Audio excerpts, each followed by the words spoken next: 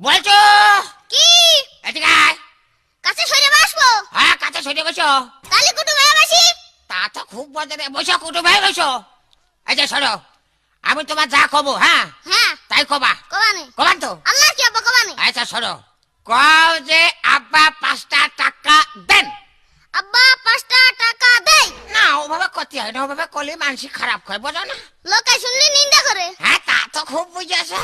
শোনো এইবার কবা, এইবার কিন্তু একসঙ্গে হয়ে যাবে। হ্যাঁ কবান তো বাবা? কবানে আচ্ছা কও, আব্বা 5টা টাকা দেন। আব্বা 5টা টাকা দেই। এই মাইকে মাথার হাড় বাইসা যাবো হাড় আমি। হ্যাঁ কয় যে আব্বা